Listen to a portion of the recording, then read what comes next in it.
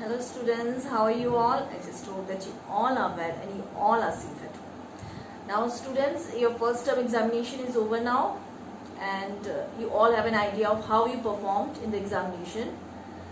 Some of the students, they did really well. They worked hard for the examination, so they got good marks. But some of the students, they did not study. They did not take their home assignment seriously. So they have got very less marks, even less than 10 marks. So they have to work hard now and they have to pay attention towards their studies. Students, your upcoming examinations, they are going to be subjective type now. That means you have to write proper answers. There will be no objective type questions, no options will be given. So kindly prepare according to that and kindly take your home assignment seriously. Okay?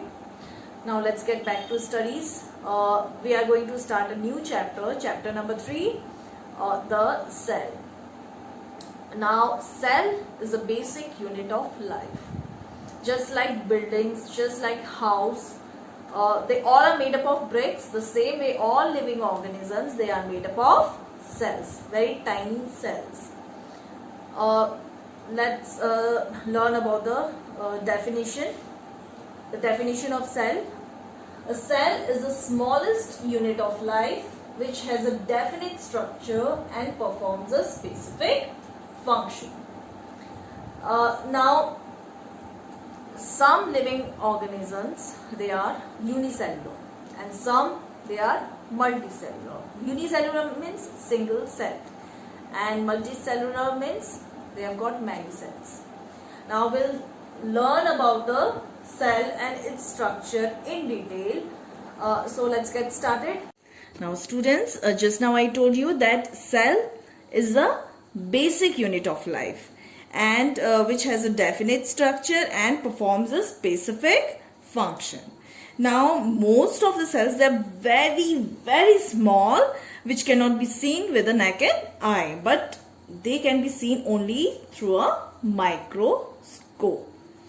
Now all the living organisms, they are made up of cells, but their number varies from organism to organism. Now some organism, they are made up of just one cell, or we can say they are single celled, and some organisms, they are made up of many cells, or we can say they are many celled or multicellular.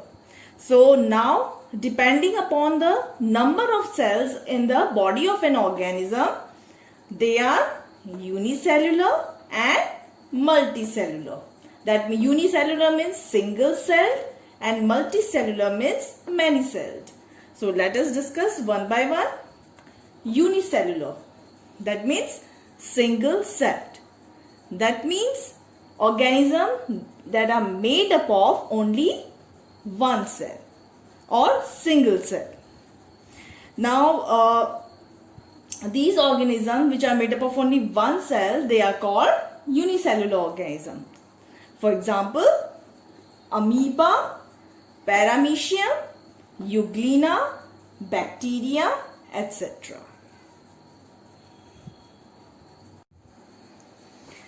Multicellular organisms. Now organisms which are made up of many cells, they are called multicellular organisms. For example, plants, animals, birds and human beings.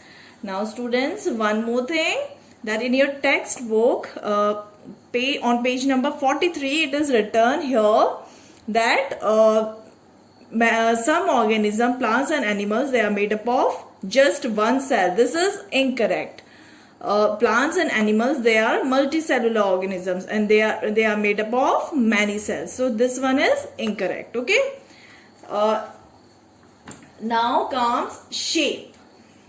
I told you about the number of cells. It varies in different organisms.